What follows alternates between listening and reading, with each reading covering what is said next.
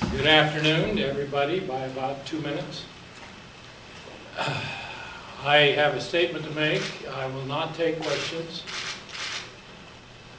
I have been saying all along I will not make any decisions until I've reviewed things. And when I do make a decision, you would be the second to know. And I have informed my staff, Senator McConnell, and other senators this morning that I will not run a write-in campaign for the Senate race in Utah.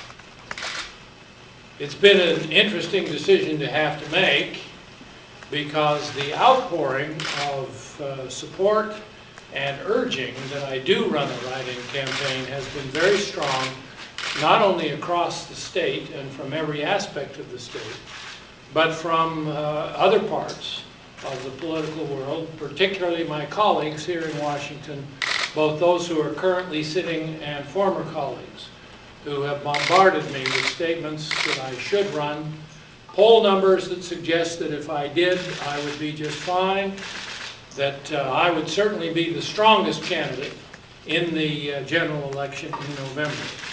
And all of that argues in favor of doing it.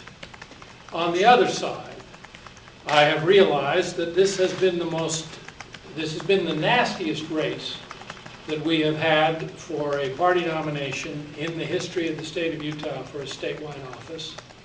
And people who have worked together in the party in previous elections have been split by the emotions that have been engendered by it. Furthermore, out-of-state groups have come into the state and fueled the fire and made the atmosphere truly toxic. If I were to do it, that would revive all of those passions and divide the party in the state of Utah in a way that might leave wounds that would go on for months, if not years, to follow.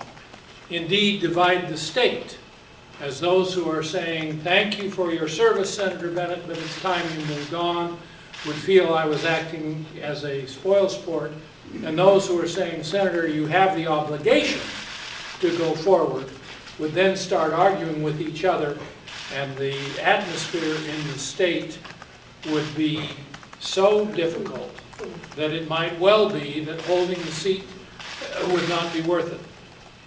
Because all of the time I have held the seat, I have felt a very strong support from voters in the state in both parties, and holding the seat by a relatively narrow margin compared to the big margins I've had in the past would be far less attractive to me for the next 6 years.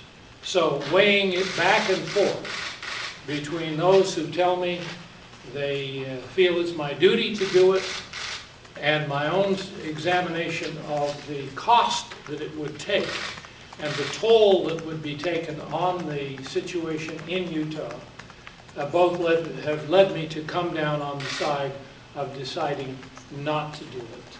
I take the opportunity once again to express my gratitude to all of those who have told me that they felt my service was essential and that my service has been good for the state.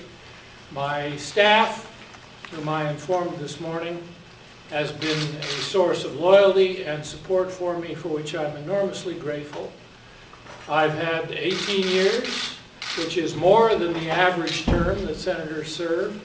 It's been a wonderful ride, and I'm tremendously grateful to the people of Utah for giving me that opportunity, and grateful for the people here in Washington who have welcomed me as part of the Senate family and made my service so satisfying. As to the question of endorsements, or what I might do now, I've made a firm decision not to make any decision. Once I come to that conclusion, once again, you will be the second to know. Thank you very much.